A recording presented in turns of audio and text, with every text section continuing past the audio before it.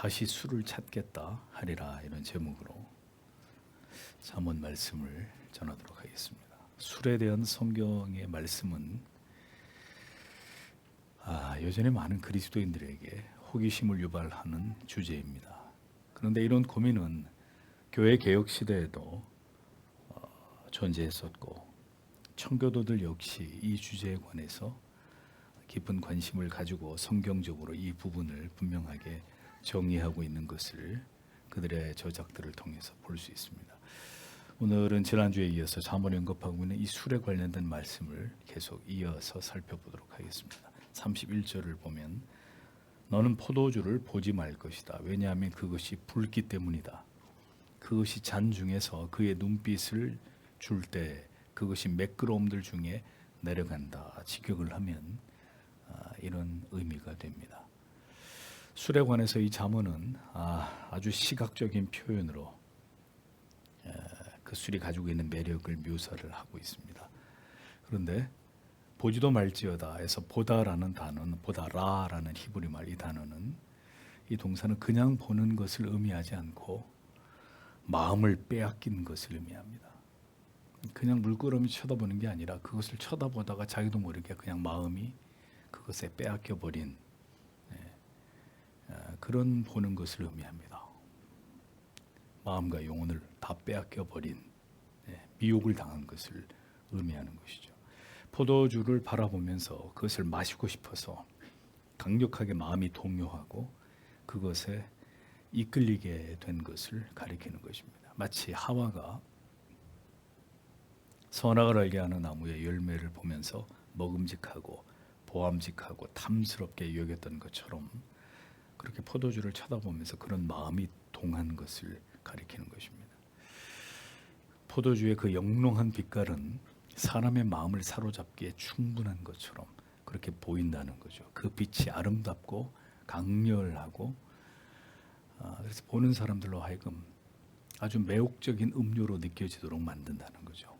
더더군다나 한 모금 그것을 마시게 되면 순하고 부드럽게 목구멍을 타고 내려가는 이것을 이렇게 미학적으로 잠언이 이것을 묘사하고 있습니다. 사람을 매혹시키는 포도주의 힘이 이런 것이다 라고 성경은 적고 있는 것이죠. 음료와 마찬가지로 포도주 역시 거부할 수 없는 매력을 가진 가치로 이렇게 표현을 합니다. 자, 그러니 이러한 포도주로부터 마음을 지키는 길은 아예 쳐다보지도 말라고 말씀하고 있는 겁니다. 쳐다보지도 말아라. 성경에서 음행을 피하라고 말씀하셨듯이 포도주 또한 그것을 쳐다보지도 말라고 성경은 말씀하고 있습니다. 모든 유혹은 시각적인 것에서부터 시작이 됩니다. 이것은 사탄 마귀가 우리를 무너뜨리기 위해서 가장 치명적인 유혹을 하는 패턴입니다.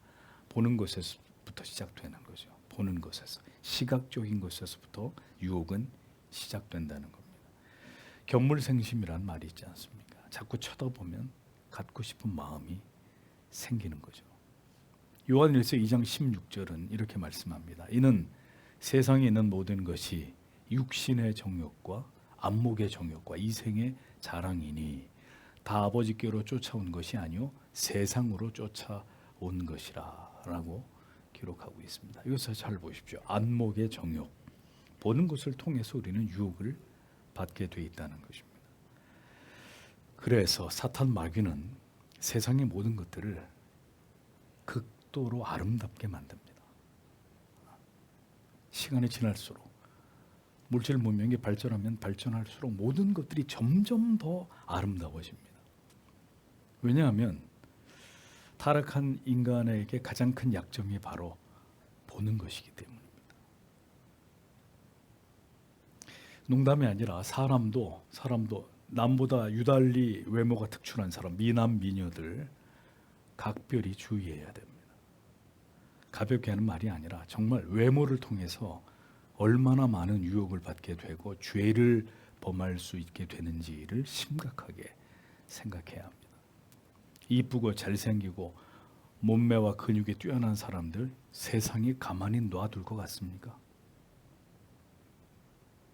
각별히 주의하고 영적으로 깨어있지 않으면 우리는 모두 이 안목의 정욕으로 인해서 죄를 범하게 되는 이런 일들을 피할 수 없게 되어 있다는 것입니다. 자, 포도주가 가지고 있는 이 치명적인 매력에 대해서 잠언이 이어서 어떻게 말씀하고 있는지를 보십시오. 32절에 그것의 끝은 그것이 뱀처럼 물 것이다. 그리고 그것이 독사처럼 쏠 것이다 라고 기록하고 있습니다. 포도주의 치명적인 매력 뒤에는 피할 수 없는 치명적인 결과가 도사리고 있다는 것입니다. 마침내 뱀같이 물 것이요 라고 기록되어 있는데 원문에는 그것의 끝은 그것이 뱀처럼 물 것이다 이렇게 기록되어 있습니다. 술에 취하게 되면 뱀에게 물리고 독사에게 쏘인 것과 같은 결말에 이르게 된다라고 성경은 말씀하고 있습니다. 그러니까 술이 인간을 어디까지 데리고 가느냐? 자, 여러분 독사에게 쏘이면 어떻게 되죠? 네, 골든 아워 안에 응급 조치를 받지 못하면 사망에 이르게 됩니다. 어떤 독사는 물리자마자 피부와 살과 근육이 괴사가 될 만큼 아주 치명적인 독을 가진 이런 뱀도 있습니다. 호주에 서식하는 인랜드 타이판이라는 독사는 딱 한 번 물리는 양으로 약 100명이 사망할 수 있을 만큼 치명적인 독을 가지고 있는 그런 뱀이라고 알려져 있습니다. 포도주를 바라보면서 거기에 마음을 빼앗겨서 한 잔이 두 잔이 되고 두 잔이 석 잔이 되고 한 병, 두 병 이렇게 마시게 되면 결국은 술로 인해서 모든 사건과 사고가 일어나게 되고 그렇게 계속 술을 먹다가는 결국 어느 날 술 때문에 목숨을 잃게 되는 일이 생기는 것은 자명한지치라는 것입니다. 자기가 죽든지 누구를 죽이든지 결국 술 때문에 생긴 병으로 인해서 그 생명이 단축되는 이런 일들은 피할 수 없는 일이라는 것입니다. 술은 결국 파멸과 사망을 불러오는 원흉이 된다고 지혜의 잠언이 우리에게 분명하게 경고하고 있는 것입니다. 이어지는 말씀들은 술에 취하게 될 때 정신적으로 어떤 문제가 일어나게 되는지를 묘사하고 있는데 33절을 보십시오. 너의 눈들이 창녀들을 볼 것이다. 그리고 너의 마음은 패역한 것들을 말할 것이다. 직역을 하면 이런 뜻이 됩니다. 내 눈에 괴이한 것이 보일 것이 한글 성경에는 그래서 괴이한 것이라고 번역을 했는데 히브리어로 자로트라는 말인데 이 뜻은 이방 여인들, 창녀들을 가리키는 것입니다. 잠언에서는 이방 여인을 종종 창녀로 묘사하는데 빈번히 사용을 했습니다. 한글 성경에서 이 부분을 좀 더 명료하게 번역을 하지 못한 것이 조금 아쉬운데 술에 취한 자는 결국 창녀를 가까이 하게 되어 있다라는 뜻이 되는 것입니다. 술하면 따라오는 것이 뭐죠?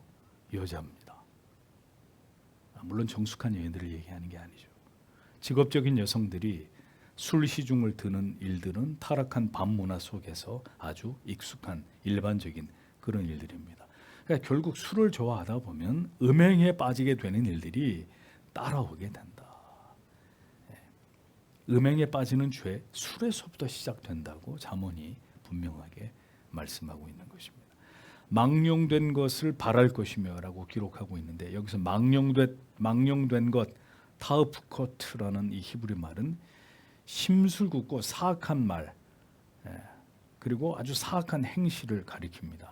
술에 취하면 악한 말이 무차별적으로 입에서 튀어나오게 됩니다. 이성이 마비가 되기 때문에 해야 될 말, 하지 말아야 될 말 제어하지 못합니다. 행동 또한 과격해지고 추태를 부리기 마련입니다.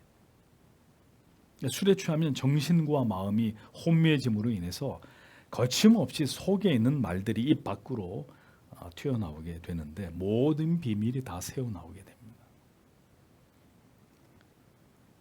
결국 술을 좋아하면 사탄의 도구로 전락되게 되어서 모든 어리석은 죄를 범하게 되는 원인이 결국 술이 될 수 있다라는 사실을 잠언은 강력하게 우리에게 경고하고 있는 것을 볼 수 있습니다. 술 때문에 얼마나 많은 사람들이 하루아침에 직장을 잃게 되고 또 권력과 명예를 잃어버리게 되고 이런 일들을 우리가 종종 매스컴에서 보지 않습니까? 가정이 파탄나고 사람까지 죽게 만드는 이런 악한 일들이 모두 술에서 비롯된다는 것입니다. 저는 개인적으로 음주운전에 대해서 보다 강력한 처벌이 이루어져야 된다고 생각합니다. 근데 여전히 현행법은 솜방망이 처분을 하고 있기 때문에 이런 것들이 근절이 되지 않는 거죠. 여전히 술 때문에 사람들이 죽어나가는데도 왜 이런 법들이 강화되지 않는지 참 안타까운 부분입니다. 술에 대한 관대한 문화가 술로 인한 범죄를 끊이지 않게 만드는 가장 심각한 원인이 되는 것이죠. 34절을 보면 그리고 너는 바다의 한가운데 누운 자처럼 그리고 돛대의 꼭대기에 누운 자처럼 있을 것이다 라고 기록이 되어 있습니다. 자, 술에 취하게 되면 사람이 얼마나 위험한 상태에 빠지게 되는지에 대해서 성경이 이렇게 말씀합니다. 바다 한가운데 누운 자처럼 그리고 돛대의 꼭대기에 누운 자처럼 만든다. 무엇이요? 술이 사람을 그렇게 위태로운 가운데 처하게 만든다. 바다 가운데에서 가운데 벨레브라는 단어는 심장 가운데라는 뜻입니다. 이게 무슨 의미냐면 바다 한가운데 혹은 바다 가장 깊은 곳에 이런 의미를 담고 있습니다. 자, 돛대 위의 공간이 넓은가요? 안 올라가 보셔서 모르십니까? 돛대 위 위험천만한 장소. 네, 이거보다 더 좁은 공간일 겁니다. 맨정신으로 그곳에 올라가도 그 꼭대기에 올라가도 바람이 막 불고 배가 파도에 흔들리고 하는데 자칫 잘못하면 떨어지기 십상인 곳인데 술에 취해서 돛대 꼭대기에 있다. 자살을 하려고 마음을 먹지 않은 다음에는 그곳에 있을 이유가 없는 아주 위험한 곳이란 말이죠. 그러니까 술에 취하게 되면 이게 무슨 뜻이냐? 결국 죽음과 매우 가까워지게 되는 아주 매우 위험한 상태에 놓이게 된다고 잠언은 분명하게 우리에게 경고하는 것입니다. 술에 취하는 사람 언제 죽을지 모르는 아주 위험한 곳에 자주 자기를 두게 만드는 그런 어리석은 일이 된다는 것입니다. 해마다 휴가철이 되면 익사 사고가 나죠. 왜 빠져 죽나요? 술 먹고 강에 바다에 뛰어들었다가 익사를 당하죠. 술에 취해서 바다에 누워 있고 돛대 꼭대기에 누워 있는 것은 자기가 지금 어떤 위험에 처해 있는지를 전혀 인지하지 못하고 있다는 것을 뜻하는 것입니다. 그러니까 술을 먹고 바다에 들어가고 자기가 지금 죽을 수도 있다는 사실을 술에 취해서 망각하고 있기 때문에 이런 비극적인 사고의 주인공이 되는 것이죠. 바다 위에 누워 있든지 돛대 꼭대기에 누워 있는 사람, 죽음과 아주 가까운 상황에 놓여 있는 상태를 가리키는 것입니다. 즉 죽기로 작정한 자처럼 술에 취하는 것은 정신을 혼미하게 만들므로 스스로 자기 생명을 위태롭게 만드는 일이 될 수 있다고 잠언은 경고하고 있는 것입니다. 35절을 보십시오. 그들이 나를 때렸다. 나는 병들지 않았다. 그들이 나를 쳤다. 나는 알지 못했다. 어제 내가 깰까? 나는 다시 할 것이다. 나는 다시 그것을 찾을 것이다. 직역을 하면 이런 뜻이 됩니다. 자, 술에 취하게 되면 얼마나 그 정신과 마음이 비정상적인 상태가 되는지에 관해서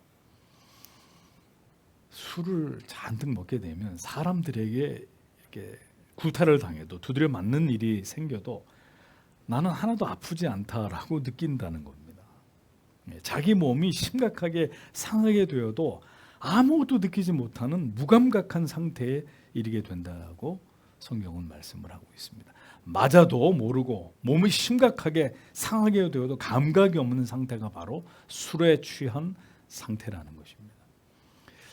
그래서 요즘에는 그런 일이 많지 않습니다만 한 세대 전만 해도 한 20, 30년 전만 해도 겨울에 술 취하고 바닥에 이렇게 주무시다가 동사하는 이런 분들이 더러 있지 않았습니까?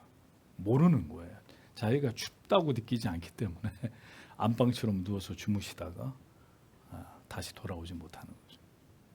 얼어 죽기도 하고 아까 말씀드린 대로 물에 빠져 죽기도 하고 어디서 다친지도 모르는데 몸이 온통 깨지고 찢어지고 부러지는 일들이 술을 먹고 난 다음에 생겨나기도 한다는 것입니다.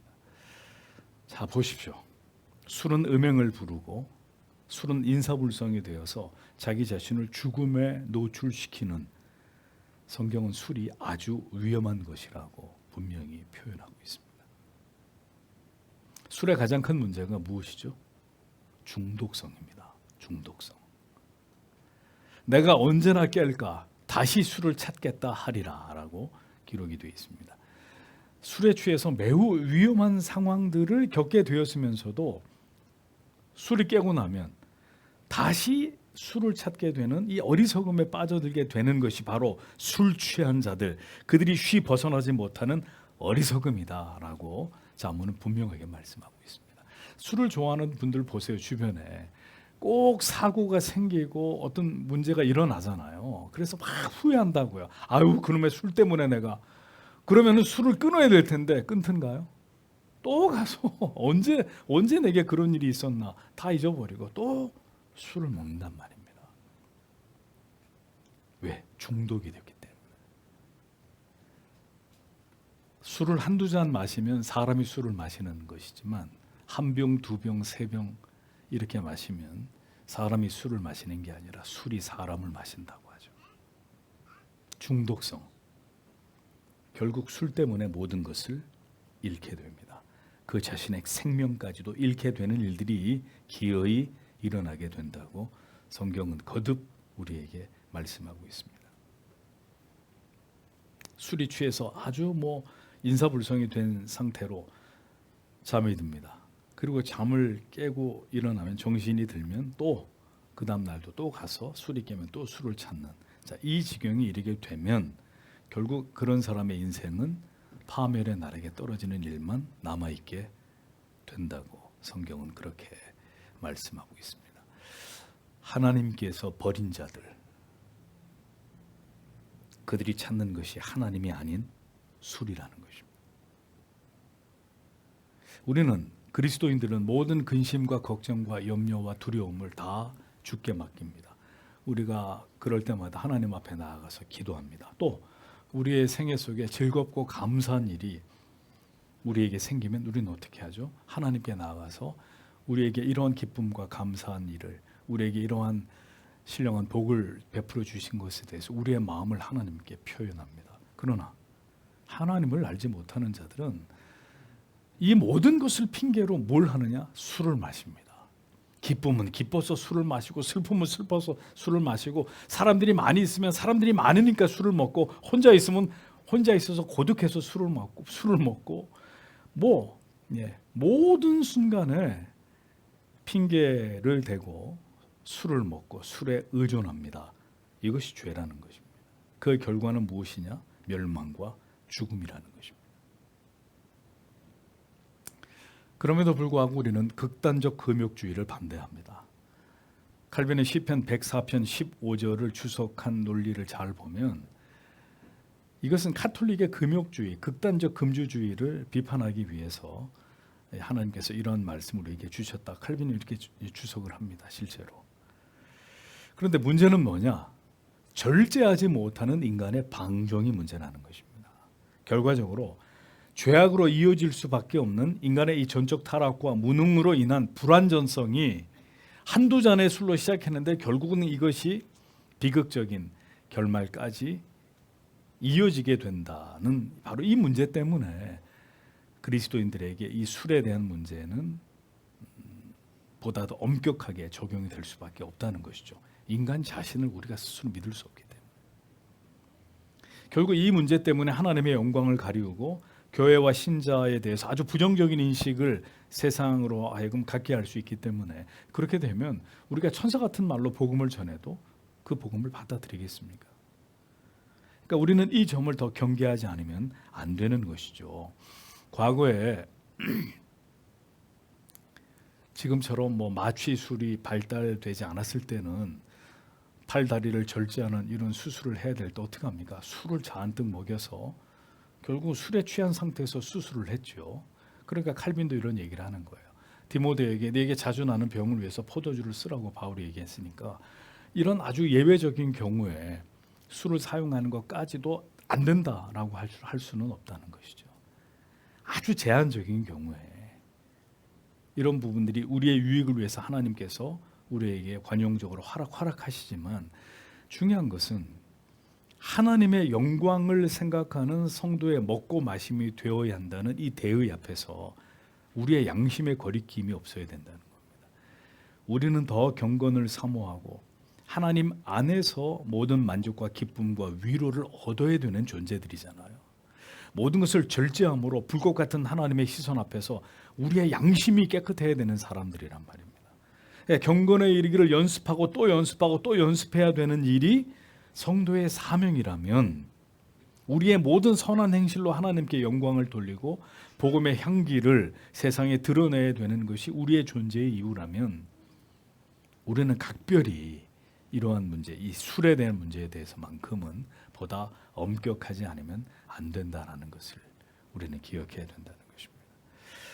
이 마지막 시대 속에서 우리에게 얼마나 많은 유혹거리들이 있습니까? 남녀노소 할 것 없이 눈만 뜨면 이 세상이 우리의 영혼을 무너뜨리기 위한 모든 유혹의 거리들로 넘쳐나고 있는 것을 우리가 매일매일 보지 않습니까?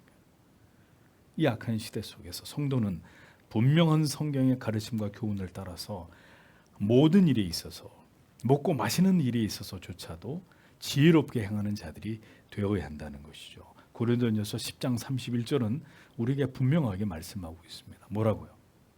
그런즉 너희가 먹든지 마시든지 무엇을 하든지 다 하나님의 영광을 위하여 하라.